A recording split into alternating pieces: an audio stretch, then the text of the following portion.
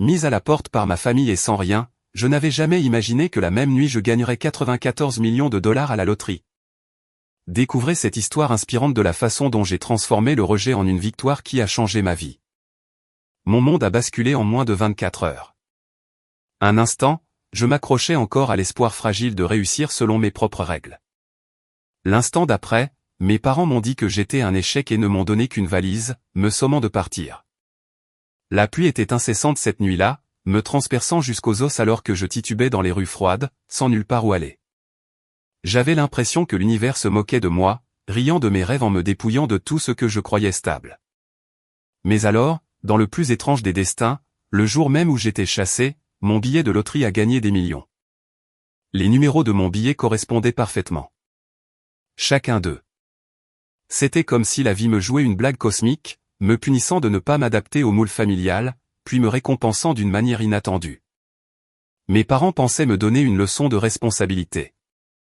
Mais ce qu'ils ne réalisaient pas, c'est que perdre tout était exactement ce dont j'avais besoin pour découvrir ce qui importait vraiment. Cette histoire ne concerne pas seulement le fait de gagner à la loterie ou de devenir soudainement riche. C'est l'histoire d'un voyage douloureux à travers le rejet et le chagrin. La lutte pour rester soi-même quand les personnes qui devraient vous aimer le plus se détournent. C'est le courage de s'éloigner de ce que les autres attendent et de construire une vie qui vous appartienne vraiment. Si vous vous êtes déjà senti piégé, incompris ou forcé de vous réinventer lorsque la vie vous a pris au dépourvu, alors vous comprendrez exactement pourquoi cette histoire est importante. Je suis Caitlin Anderson, j'ai 28 ans, et c'est le jour qui a tout changé pour moi. En grandissant à Metabrook, je me suis toujours senti comme celle qui détonnait dans ma famille, comme une pièce de puzzle forcée dans la mauvaise boîte. Mes parents avaient une idée très claire de ce à quoi ressemblait le succès, et cela n'incluait pas les projets artistiques désordonnés ou les foires artisanales poussiéreuses. Mon père, Frank, était un comptable qui vivait selon les chiffres et la stabilité. Pour lui, le succès signifiait un diplôme prestigieux, un emploi stable en entreprise et les avantages qui accompagnent un salaire prévisible.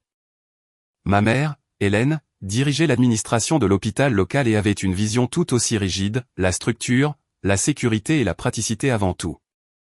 Rêver de créer de belles choses de mes mains était mignon à leurs yeux, mais finalement juste une phase enfantine à dépasser.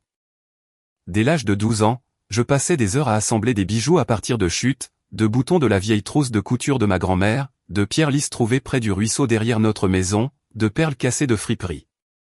Ce n'était pas seulement un hobby. C'était ma façon de m'exprimer dans un monde qui ne me comprenait pas tout à fait. Mes parents le toléraient comme un caprice passager, me dirigeant doucement vers l'école de commerce et des options de carrière stables. Ils ne l'ont jamais vraiment vu comme autre chose qu'un passe-temps. La seule personne qui croyait vraiment en moi était ma grand-mère, Margaret. Tandis que maman et papa me poussaient vers des choix pratiques, grand-mère Margaret glissait secrètement des livres d'art dans mon sac à dos et me disait « Le monde a besoin de plus de beauté. C'est toi qui vas la créer. » Elle était ma plus grande supportrice, portant fièrement les boucles d'oreilles dépareillées que je lui faisais pour l'église et se vantant de moi auprès de tous ceux qui voulaient bien l'écouter. « Ma petite fille sera célèbre un jour », disait-elle avec une lueur dans les yeux qui me faisait croire que cela pouvait arriver. Quand j'ai eu 21 ans, grand-mère m'a donné une précieuse boîte à bijoux antiques remplie d'outils et de pierres.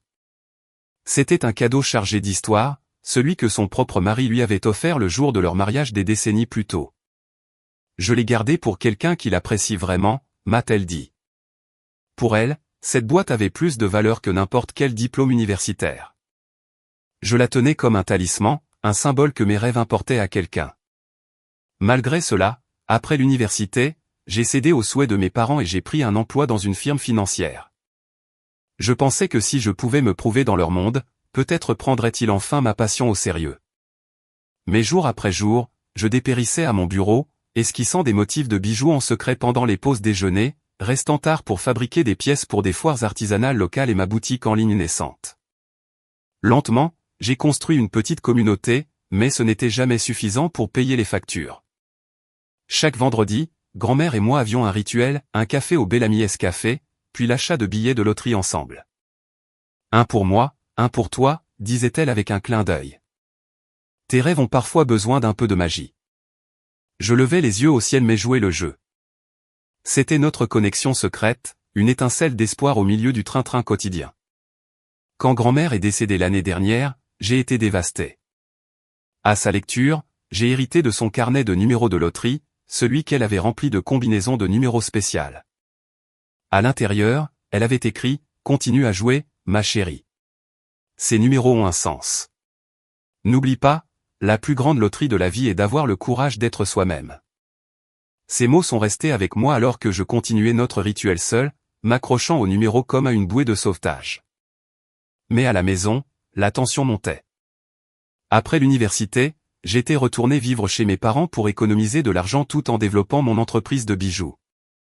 Leur patience s'épuisait. Chaque dîner ressemblait à un champ de bataille. Quand vas-tu postuler pour ce poste de direction que Richard a mentionné?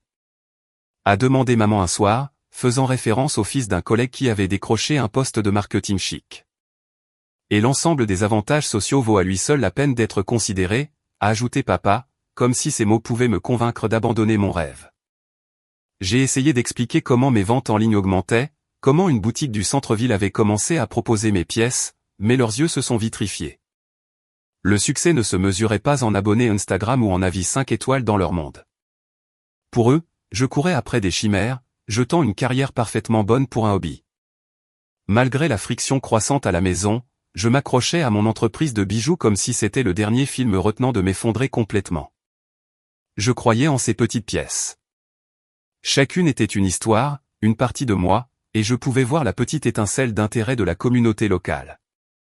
Ma boutique en ligne n'était pas encore une mine d'or, mais le flux constant de ventes et le partenariat avec la boutique me faisaient croire que j'étais sur la bonne voie. Pourtant, chaque pas en avant me semblait nager à contre-courant face aux doutes de ma propre famille. Je me souviens clairement d'un vendredi soir.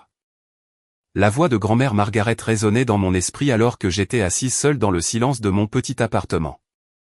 Nous avions l'habitude de partager le rituel d'acheter des billets de loterie ensemble après notre café au Bellamy's Café, et même si elle était décédée, je continuais la tradition, serrant son carnet de numéros de loterie usé dans mes mains tremblantes. C'était comme avoir une conversation secrète avec elle, un rappel que parfois l'univers devait saupoudrer un peu de magie sur nos jours les plus difficiles. Mais la réalité était dure. La tension avec mes parents s'intensifiait. J'avais rassemblé le courage de leur dire enfin que je voulais quitter mon emploi de jour et me concentrer entièrement sur la bijouterie. J'avais répété ce que je dirais pendant des semaines, me préparant au refrain familier des objections. Ce que je n'attendais pas, c'était l'intensité de leur réaction. Papa claqua sa fourchette sur la table. Son visage devint rouge de frustration. « Tu jettes une carrière parfaitement bonne pour un hobby », cracha-t-il. Le bruit des assiettes qui tremblaient sur la table me serra la poitrine. Maman était plus calme, mais tout aussi tranchante. Les vrais artistes sont découverts tôt. Tu n'as pas besoin de quitter ton travail et de nous être un fardeau, dit-elle, sa voix tranchant le silence comme un couteau. Leurs mots me transpercèrent.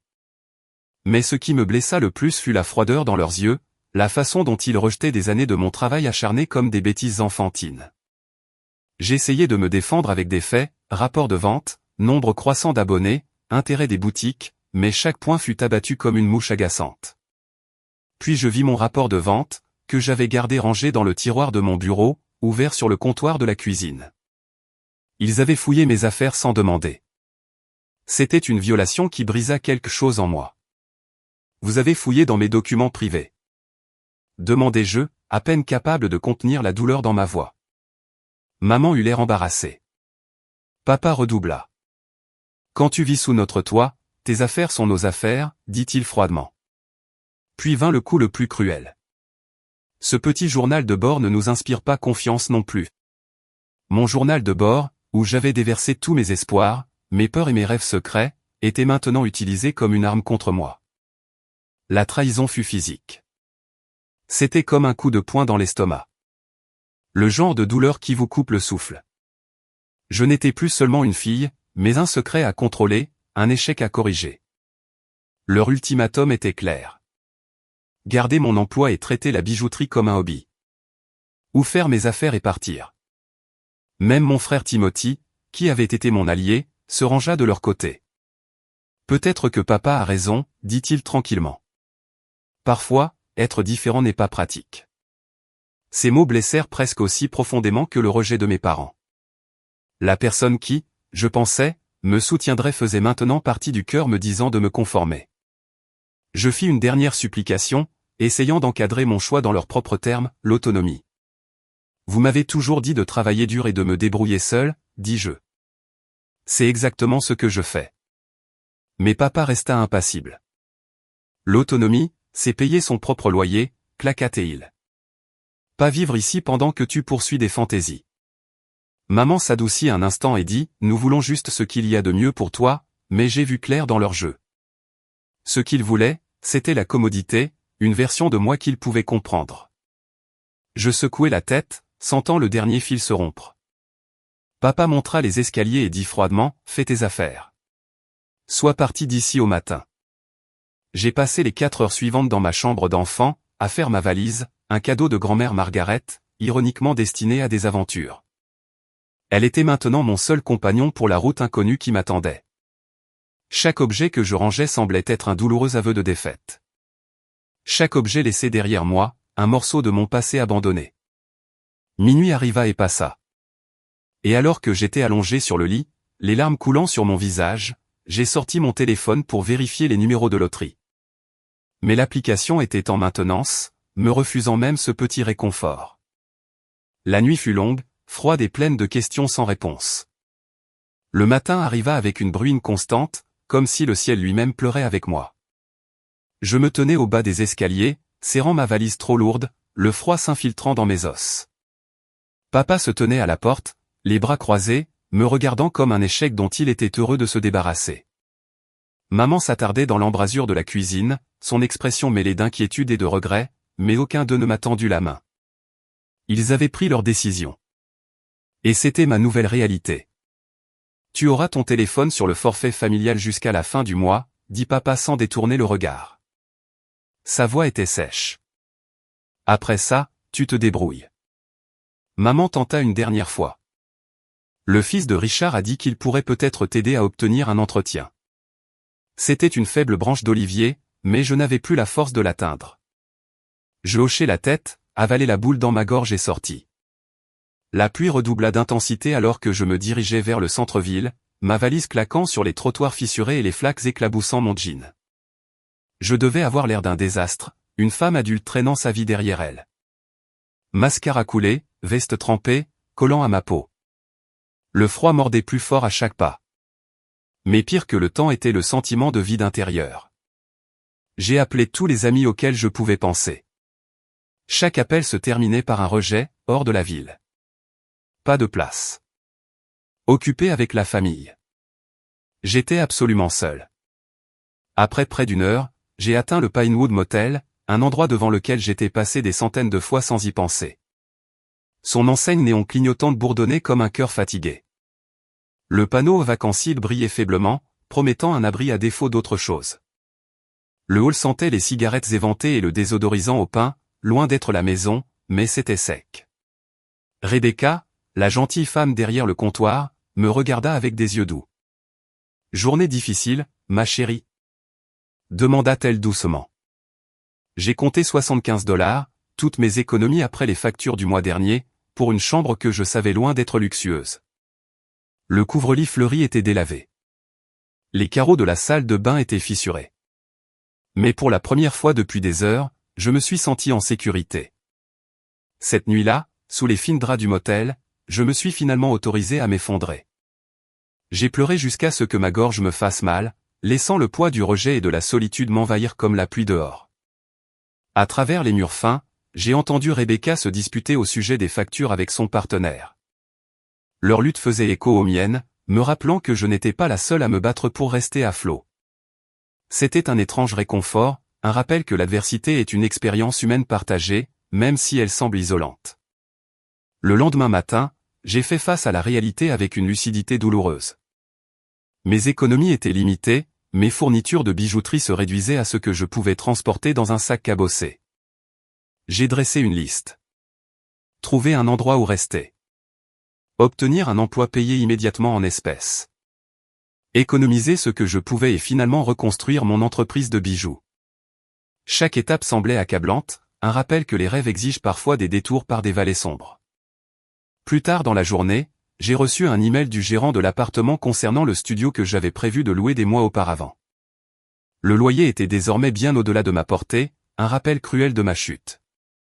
Pourtant, quelque part dans les moments de silence, la voix de grand-mère Margaret chuchotait à mon oreille, me rappelant que la magie arrive parfois quand on s'y attend le moins. Et puis, presque comme si le destin lui-même attendait le moment parfait, j'ai vérifié l'application de loterie à nouveau.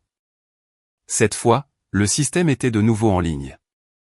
Mon cœur battait la chamade alors que l'écran affichait les numéros gagnants. Et ils étaient là, incontestables et parfaits. Les mêmes numéros du carnet spécial de grand-mère. Je suis resté figé, incapable d'y croire. Le billet dans ma main, le même billet auquel je m'étais accroché pendant des semaines d'incertitude, correspondait à tous les numéros. Le gros lot, près de 94 millions de dollars, était à moi. Le choc était accablant.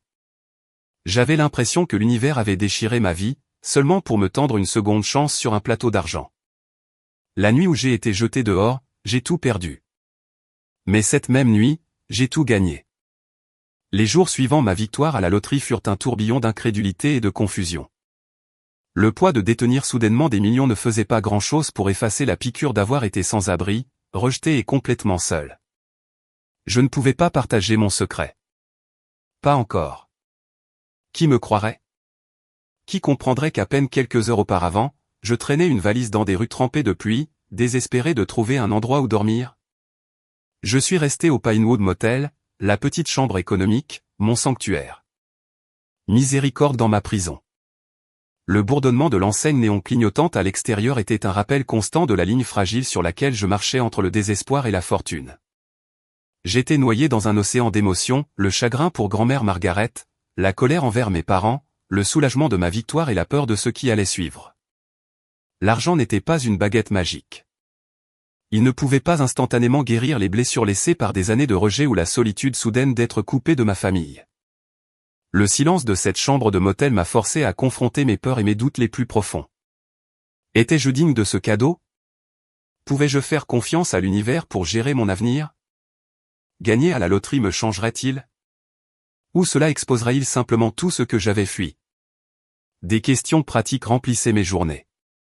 Comment réclamer des millions sans s'exposer au danger ou à une attention indésirable? À qui faire confiance avec son secret? Comment protéger sa vie privée lorsque soudain, tout le monde veut un morceau de votre vie? J'ai vite réalisé que la fortune s'accompagnait de son propre lot de défis, bien au-delà de ce que j'aurais jamais imaginé. Rebecca, la propriétaire du motel, est devenue une encre inattendue. Sa gentillesse était une petite lumière dans l'obscurité. Elle écoutait sans jugement et offrait un soutien discret. Lorsque je lui ai confié mon secret avec prudence et le poids de la vulnérabilité, elle n'a pas bronché. Au lieu de cela, elle m'a suggéré de trouver un conseiller financier, quelqu'un qui pourrait m'aider à naviguer dans le labyrinthe légal et logistique qui m'attendait. J'ai contacté un professionnel de confiance grâce aux relations de Rebecca. Rencontrer James, un conseiller financier calme et discret, fut un tournant. Il m'a guidé à travers le processus de réclamation du prix anonymement via une fiducie aveugle, expliquant comment sauvegarder mon identité et protéger mes gains du regard public ou des sollicitations prédatrices. Avec les conseils de James, j'ai commencé à voir un chemin à suivre, un moyen de réclamer ma fortune sans me perdre dans le processus.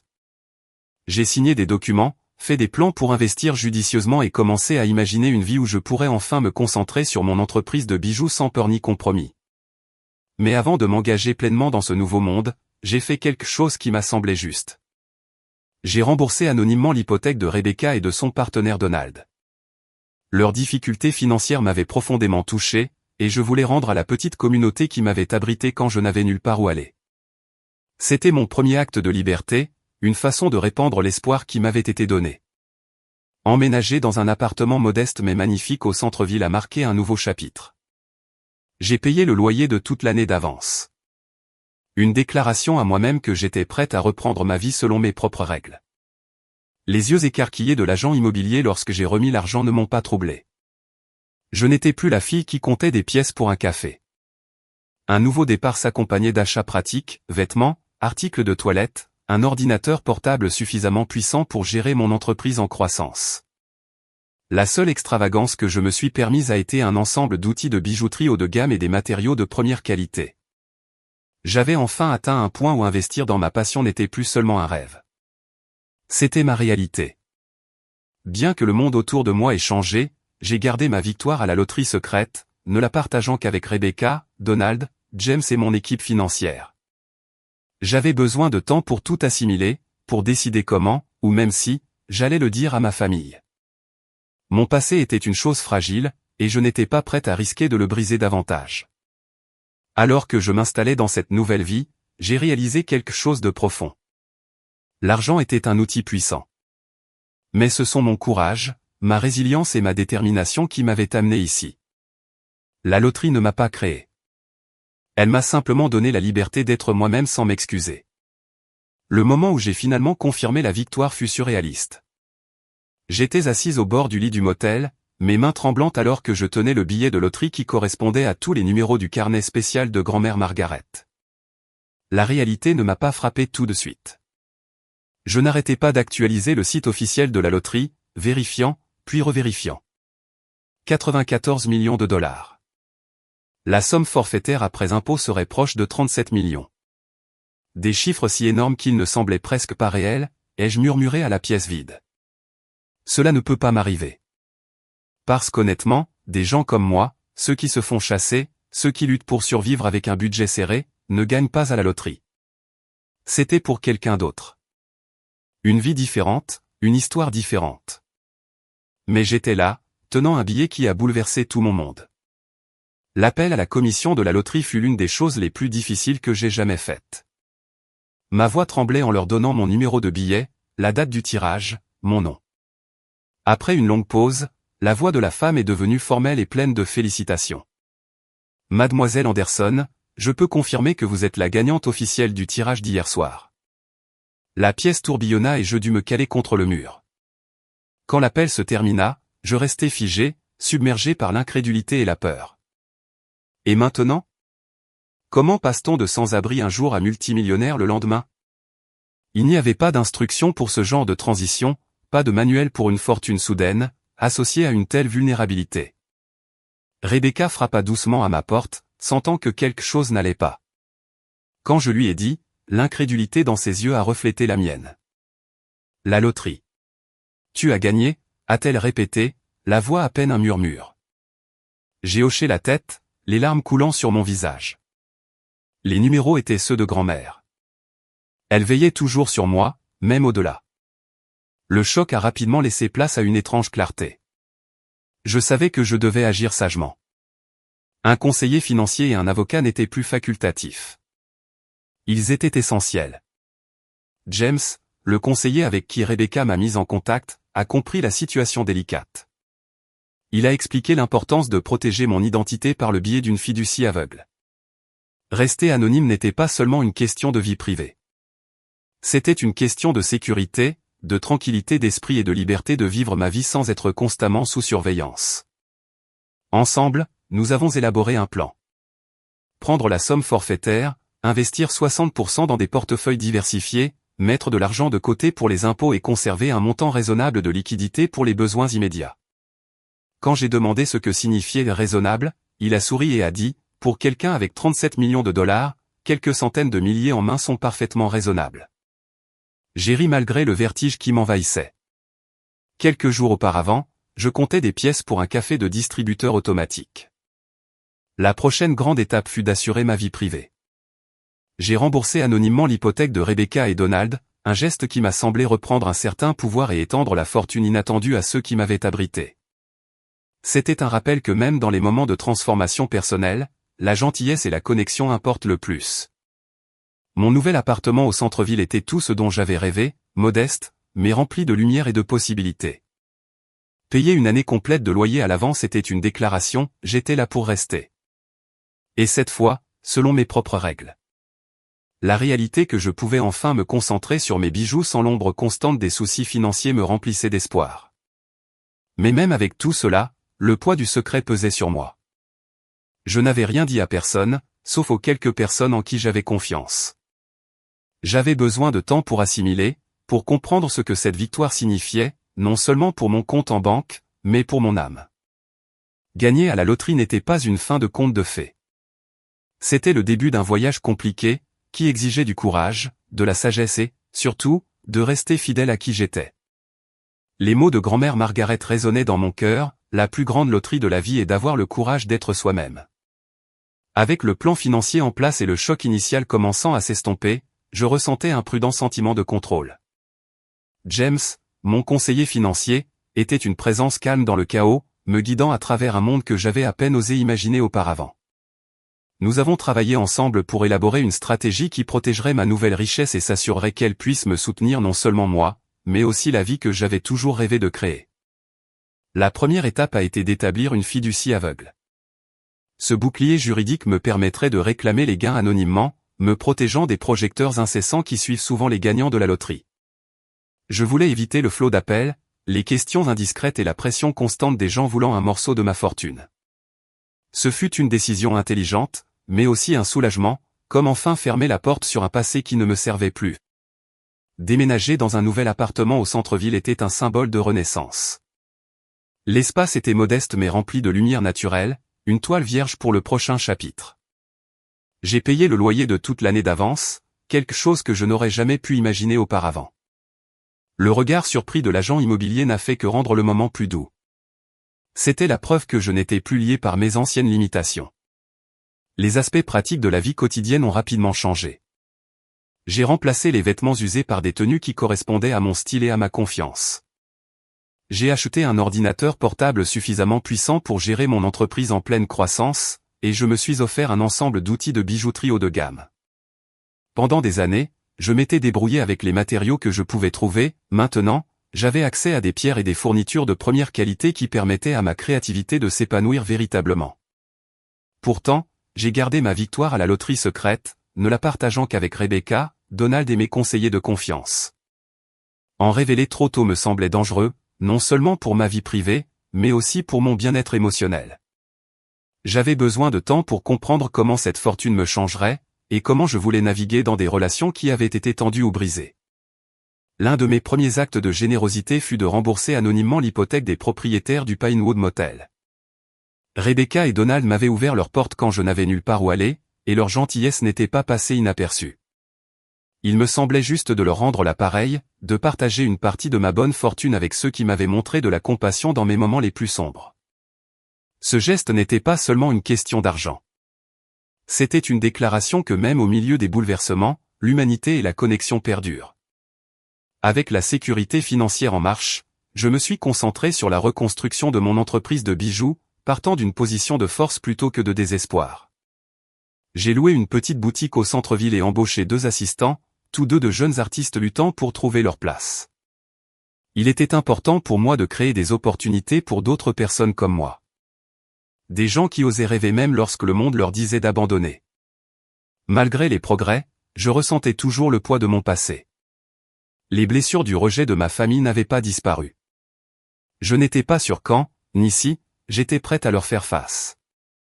Mais pour l'instant, je choisissais de vivre selon mes propres règles, embrassant la liberté qui l'accompagnait. Chaque jour était un numéro d'équilibriste entre l'excitation pour l'avenir et la douleur persistante du passé. Mais une chose était claire. L'argent n'avait pas changé qui j'étais au fond de moi. Il m'avait donné une plateforme pour construire la vie que j'avais toujours voulu.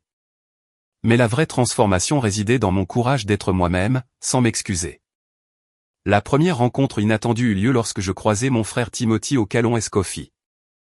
C'était un endroit simple, sans fioritures, mais ce jour-là, il me semblait être la scène d'une réunion compliquée. Les yeux de Timothy s'écarquillèrent en me voyant, un mélange de surprise et de quelque chose de tacite y scintillait. Il avait l'air différent, plus sage peut-être, ou juste plus conscient de la fragilité de notre famille.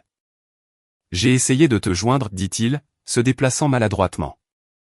Tu as changé de numéro. » J'ai hoché la tête, pas prête à en dire trop. Il a demandé où je logeais maintenant, et j'ai donné une réponse vague. C'était la première vraie conversation que nous avions eue depuis des semaines, et je pouvais dire qu'il voulait combler le fossé croissant entre nous. Mais il n'y avait pas que Timothy qui pensait à moi. La nouvelle voyagea plus vite que prévu. Très vite, mes parents m'ont contacté au des SMS et des appels que j'ai la plupart du temps ignorés. Ils voulaient parler, s'excuser, expliquer, mais je n'étais pas prête à écouter. Pas encore.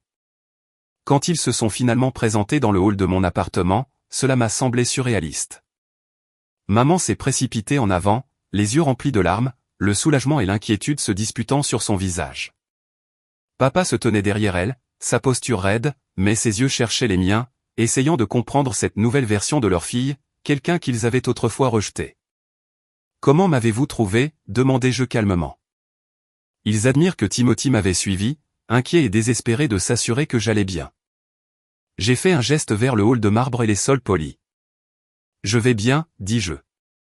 Plus que bien, en fait. » L'esprit de comptable de papa s'est activé en observant le bâtiment coûteux, le salut respectueux du portier et les vêtements soigneusement choisis que je portais. « Comment peux-tu te permettre tout ça ?» demanda-t-il, la voix empreinte d'incrédulité. Je les ai regardés, les personnes qui m'avaient façonné mais aussi brisé, et j'ai ressenti un tourbillon d'émotions. Une partie de moi voulait tout leur dire, les voir choqués en réalisant ce que leur rejet leur avait coûté. Une autre partie de moi voulait protéger l'intimité et le pouvoir que j'avais si durement retrouvé. « Voulez-vous monter ?» offris-je, me surprenant moi-même. « Nous avons beaucoup de choses à nous dire. » Ils sont entrés, hésitants, mais curieux. L'appartement était loin de la chambre de motel que j'avais fui. De haut plafond, la lumière du soleil inondant les grandes fenêtres, des murs ornés de mes créations de bijoux. C'était mon sanctuaire maintenant. La main de maman effleura la manche de mon pull en cachemire, et les yeux de papa passèrent sur les œuvres d'art. « Es-tu dans une sorte de problème ?» demanda maman, sa voix teintée d'inquiétude et d'incrédulité. Je m'assis, leur faisant signe de me rejoindre sur le canapé pendant que je prenais le fauteuil d'en face, la position de pouvoir que j'avais appris à prendre en thérapie. Calme mais ferme, je commençais à raconter la nuit où il m'avait mise à la porte, la pluie froide, la chambre de motel solitaire. Puis, avec précaution, je sortis le billet de loterie plastifié de mon portefeuille. Leurs yeux s'écarquillèrent alors qu'ils reconnaissaient les numéros spéciaux de grand-mère Margaret, ceux du livre qu'elle m'avait laissé. « J'ai gagné », dis-je simplement. 37 millions après impôt. La nuit même où vous avez décidé que je ne valais plus la peine d'être soutenu. Le visage de papa traversa une tempête d'émotions. Incrédulité, choc, une lueur de fierté qui me donna la nausée. « C'est incroyable », dit-il, tendant la main pour toucher la mienne. Je me reculai, les vieilles blessures fraîches et crues. « Savez-vous ce que cette nuit a été ?» demandai-je.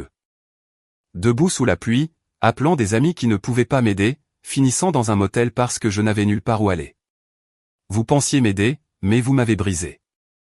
Les yeux de maman se remplirent de larmes. Nous essayons de t'aider à te débrouiller seul, murmura-t-elle. Je secouai la tête. Vous vouliez que je vive votre idée d'une bonne vie, pas la mienne. La pièce devint lourde de silence avant que papa ne reprenne la parole. Plus doucement cette fois. Que veux-tu de nous maintenant ? J'ai réfléchi attentivement. Je veux une reconnaissance. Que ce que vous avez fait n'était pas seulement une erreur, mais fondamentalement mal. Je veux le respect pour mes choix et mon indépendance, et je veux qu'il soit clair que mon argent est à moi seul. Maman hocha rapidement la tête. Bien sûr, c'est le tien. Mais vous avez déjà demandé combien coûte mon appartement, dis-je. Et vous ne me voyez toujours pas vraiment. Ils restèrent silencieux, luttant pour comprendre la femme devant eux, non pas la fille qu'ils avaient essayé de façonner. Mais quelqu'un qui avait survécu, prospéré et refusait de s'excuser. Je suis fier de toi, dit enfin papa, bien que l'on ne sache pas si c'était pour la loterie ou pour leur avoir tenu tête. Je voulais le croire, mais je n'étais pas sûr qu'il me connaissait vraiment. J'espère que vous y arriverez, répondis-je, me levant pour mettre fin à la conversation. J'organise un dîner de famille samedi prochain. Timothy est invité. Nous pourrons en parler davantage si vous êtes prêts à repartir à zéro. Ils partirent visiblement perturbés, mais peut-être ouverts au changement. Alors que la porte se refermait derrière eux, j'expirai un souffle que je n'avais pas réalisé avoir retenu pendant des années. La réconciliation ne serait ni facile ni rapide. Mais pour la première fois, une porte était ouverte. Les semaines qui suivirent furent un mélange d'optimisme prudent et de détermination tranquille. Le dîner de famille que j'ai organisé fut comme un premier pas timide sur un pont fragile construit entre les blessures du passé et les futurs prometteurs. Timothy était là, rayonnant d'une joie sincère pour moi. Même si ces questions glissaient parfois vers le jargon des affaires sur les investissements et les marges bénéficiaires, maman sortit de vieux albums photos, une offrande de paix enveloppée de nostalgie, et papa, bien que maladroit. Posa des questions sur mon entreprise de bijoux avec une sincérité qui me surprit. Ce n'était pas parfait, loin de là. Les vieilles habitudes ont la vie dure, et leur amour était mêlé à des années de déception et d'attente. Mais ces moments, les sourires, les histoires partagées, même les silences inconfortables, signalèrent un changement. Pour la première fois, ils me virent tel que j'étais, pas seulement la fille qu'ils voulaient que je sois. Avec la liberté financière que ma victoire à la loterie m'offrait, j'ai tout investi dans l'héritage de Margaret. Mon entreprise de bijoux, nommée en l'honneur de la croyance inébranlable de ma grand-mère en moi. J'ai embauché un photographe professionnel et un concepteur web pour créer une présence en ligne qui reflétait l'élégance et le cœur derrière chaque pièce. Les commandes ont commencé à affluer, y compris une d'une célébrité mineure qui a découvert mon travail sur Instagram. C'était exaltant de voir mon rêve prendre forme d'une manière que je n'avais imaginé que pendant ces longues nuits à dessiner au clair de bougies. Mais mon succès n'était pas seulement le mien. Inspiré par l'héritage de gentillesse et de soutien de grand-mère Margaret, j'ai créé une fondation pour aider les jeunes artistes et entrepreneurs qui, comme moi, manquaient de soutien familial ou de financement. La fondation Margaret Wilson est devenue ma façon de rendre la chance qui m'avait été donnée, en offrant des bourses et du mentorat à ceux qui poursuivaient leurs propres rêves créatifs. Pendant ce temps, le Pinewood Motel, où j'avais autrefois trouvé refuge, a subi une transformation. Grâce à mon don anonyme et à l'intérêt renouvelé de la communauté, Rebecca et Donald ont pu le rénover et le rebaptiser Retraite d'artistes. Maintenant, c'est un centre dynamique où les créatifs en difficulté peuvent trouver à la fois un logement abordable et de l'inspiration, un rappel tangible que parfois la gentillesse et l'opportunité peuvent changer des vies. 4 mois après ma victoire, j'ai rencontré Michael lors d'une vente aux enchères caritatives que j'organisais pour la fondation. Il a enchéri sur l'une de mes pièces sans savoir que c'était la mienne et a engagé la conversation sur le design. Il y avait quelque chose de rafraîchissant à parler à quelqu'un qui me voyait pour ma passion, pas pour mon compte en banque. Lorsque je lui ai finalement parlé de la victoire à la loterie lors de notre 3e rendez-vous, sa réaction a été simple mais sincère. Ça explique les choix de restaurants chics, a-t-il ri. Pourtant, il préférait toujours le camion à tacos que nous avions visité lors de notre premier rendez-vous. Un rappel que l'authenticité compte plus que les apparences. La vraie épreuve de ma transformation est venue à Thanksgiving, mes premières vacances depuis que tout avait changé. J'ai organisé le dîner dans mon appartement, maintenant entièrement meublé et qui ressemblait enfin à une maison. Maman a apporté sa fameuse tarte aux pommes et papa a réussi à passer tout le repas sans dériver vers des conseils financiers ou des discussions fiscales. Timothy est arrivé avec sa nouvelle petite amie, Lisa, une peintre qu'il avait rencontrée grâce à la fondation. On se sentait comme une famille qui se reconnecte, non pas en forçant d'anciens schémas, mais en trouvant de nouveaux terrains d'entente. Pendant que nous mangions, j'ai croisé le regard de maman, quelque chose que je n'avais jamais vu auparavant. Ce n'était pas exactement de la fierté, mais du respect, une reconnaissance tranquille de ce que j'étais devenu. Quand elle a aidé avec la vaisselle, plus tard, un petit moment significatif entre mère et fils s'est déroulé au milieu du chaos de nos vies extraordinaires. Ta grand-mère serait fière de toi, dit maman doucement, me tendant une assiette à sécher. Non pas à cause de l'argent, mais à cause de ce que tu en fais. Parce que tu es resté fidèle à toi-même. Ces mots m'ont surprise, les larmes me sont montées aux yeux. Je sais, ai-je murmuré. Je la sens avec moi parfois. Ce n'étaient pas des excuses complètes, mais c'était un début, une base sur laquelle nous pourrions construire, couche après couche délicate, comme les pierres de l'un de mes colliers complexes. Plus tard, alors que tout le monde partait, papa m'a prise à part et a hoché la tête pensivement devant le collier en pierre bleue que maman portait, que j'avais appelé Mémoire Océane. Je n'avais jamais vraiment regardé avant, a-t-il admis doucement. C'est magnifique. Ces mots, simples et sincères, contenaient des décennies d'occasions manquées, mais aussi une lueur d'espoir. Merci, papa, ai-je dit. Un sourire sincère se dessina sur mon visage. Peut-être la prochaine fois, je verrai ton atelier, a-t-il offert. J'aimerais ça, ai-je répondu, le croyant pour la première fois. Alors que la porte se refermait derrière eux, j'ai ressenti une paix que je n'avais pas connue depuis des années. L'argent n'avait pas tout réparé ni guéri toutes les blessures, mais il m'avait donné la liberté de poser des limites, d'interagir selon mes propres conditions et de construire la vie que j'avais toujours voulu. Les numéros de grand-mère Margaret ne m'avaient pas seulement rendu riche. Ils m'avaient donné la chance de devenir pleinement moi-même. Debout seul dans ma galerie lors de l'inauguration de Margaret S. Legacy, je ressentais un mélange puissant de fierté et de réflexion tranquille. La pièce bourdonnait de critiques d'art, d'amis et de clients, tous attirés par la collection dans laquelle j'avais versé mon âme. Chaque pièce racontait une histoire de lutte, d'espoir et la croyance inébranlable que la beauté pouvait émerger de l'adversité. Le voyage de cette nuit désespérée au motel à ce moment d'accomplissement semblait presque surréaliste. Alors que je me déplaçais dans la foule, j'aperçus ma famille, maladroite, mais présente. Mes parents s'attardaient près des rafraîchissements, essayant de naviguer dans leur nouveau rôle de supporters plutôt que de critiques. Michael était là aussi, les gérant avec la grâce et la facilité qui avaient fini par définir notre relation. En les observant ensemble, j'ai réalisé à quel point les choses avaient changé, non seulement pour moi, mais pour nous tous. Il m'a frappé que l'argent n'avait pas créé mon succès. La victoire à la loterie avait ouvert des portes, oui, mais le talent, la motivation et la vision avaient toujours été les miens. Ces qualités attendaient le bon moment pour s'épanouir, tout comme les pierres que j'avais soigneusement sélectionnées pour chaque collier. Grand-mère Margaret l'avait vu bien avant tout le monde. Parfois, je me demandais si elle avait en quelque sorte su, si ces numéros n'étaient pas aléatoires, mais un message final, je crois en toi quand personne d'autre ne le fait.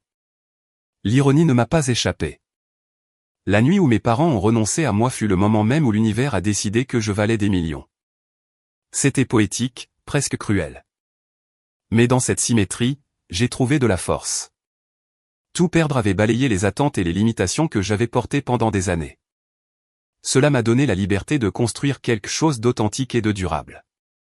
La fondation que j'ai créée au nom de grand-mère est devenue un phare pour les artistes et les entrepreneurs qui, comme moi, avaient besoin d'une chance.